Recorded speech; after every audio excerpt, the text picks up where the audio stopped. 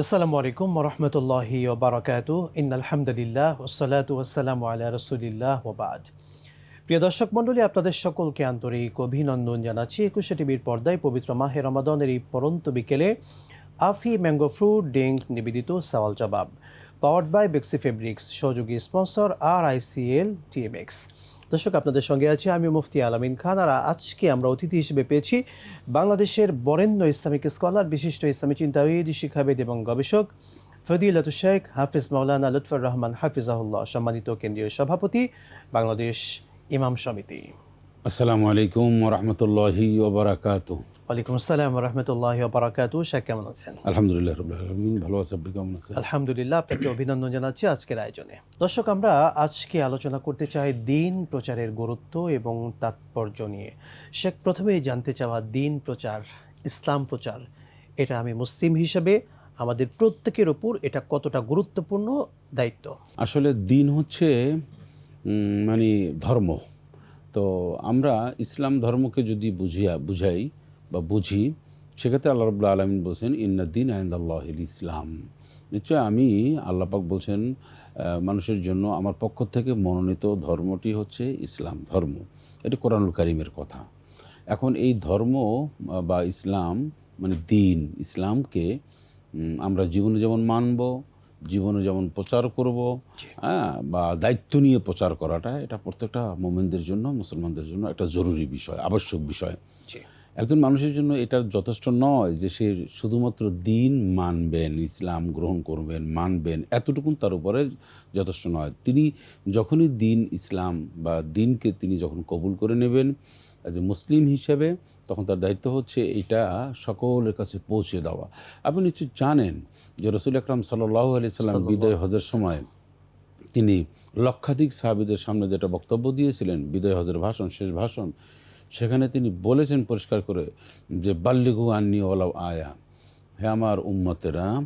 এই উপস্থিত সাহাবীদেরকে নিয়ে শুধু তিনি বলেননি, তিনি বলেছেন কিয়ামত পর্যন্ত বিশ্বের যে কোনো জায়গায়, আনাচে কানাচে, যে কোনো উম্মতের জন্য তার বার্তা ছিল এটাই যে আমার উম্মতেরা, আমার পক্ষ থেকে যদি তোমরা একটা কথা জেনে থাকো, একটি বাক্য যদি তোমাদের কাছে পৌঁছে যায়, সেটা অন্যের কাছে পৌঁছে দেওয়ার দায়িত্ব তোমাদের, এই জিম্মেদারি, এই দায়িত্ব আমি তোমাদেরকে দিয়ে দিলাম। অর্থাৎ বাল্লিগু আন্নী ওয়ালাউ আয়া, এটা যে আল্লাহর রাসূলের পক্ষ থেকে একটা দায়িত্ব, এবং প্রকৃতপক্ষে এটা আল্লাহর পক্ষ থেকে এসছে। সুতরাং দায়িত্ব কিন্তু আমাদের উপরে দেওয়া আছে। এমনকি আমরা যে আজকে প্রোগ্রাম করছি ইফতারের আগে, একুশে টিভির এই প্রোগ্রামটাও কিন্তু দিন প্রচারের বড় মাধ্যম। অবশ্যই এখন আমাদের এই টেলিভিশনের, একুশ টেলিভিশনের এই সওয়াল জবের যে অনুষ্ঠানটা, এখানে নিয়মিত প্রতিদিন এই অনুষ্ঠানটা একই সময় একই যে টেলিভিশন থেকে প্রচার হয়। এখানে আপনি ইসলামের নানাবিধ কথা আপনি এখানে শুনতে পাবেন, বলা হচ্ছে। সুতরাং এটাও একটা দিন প্রচারের বড় একটা মাধ্যম। নিঃসন্দেহে আপনি চমৎকারভাবে বলছিলেন। দর্শক মণ্ডলী, এবং এই প্রোগ্রামগুলোকে যারা প্রমোট করে, যারা এই প্রোগ্রামের পেছনে থেকে কাজ করে, স্পন্সর করছে, প্রত্যেকে কিন্তু দিন প্রচারের কাজে সহযোগিতা করছেন। নিঃসন্দেহে আল্লাহ তাআলার কাছে তারা উত্তম প্রতিদান পাবেন। দর্শক, আপনারা দেখছিলেন একুশে টিভির পর্দায় আপনাদের প্রত্যেকের প্রিয় ইসলামিক শো আফি ম্যাঙ্গো ফ্রুট ড্রিঙ্ক নিবেদিত সওয়াল জবাব, পাওয়ার্ড বাই বেক্সি ফেব্রিক্স, সহযোগী স্পন্সর RICL TMX। নিচ্ছি ছোট্ট বিরতি, সঙ্গেই থাকুন, ফিরছি ইনশাআল্লাহ।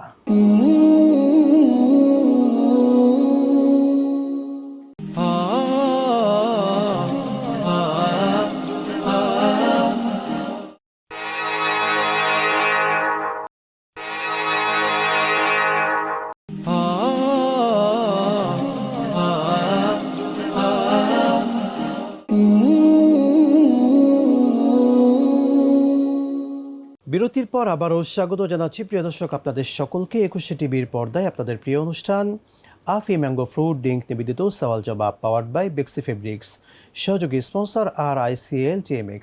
দর্শক, আমরা আজকে কথা বলছিলাম দিন প্রচারের দায়িত্ব নিয়ে, দিন প্রচারের গুরুত্ব নিয়ে, এবং এটার মধ্যে আল্লাহ পাক কী প্রতিদান আমাদের রেখেছেন সেই বিষয়গুলো নিয়ে।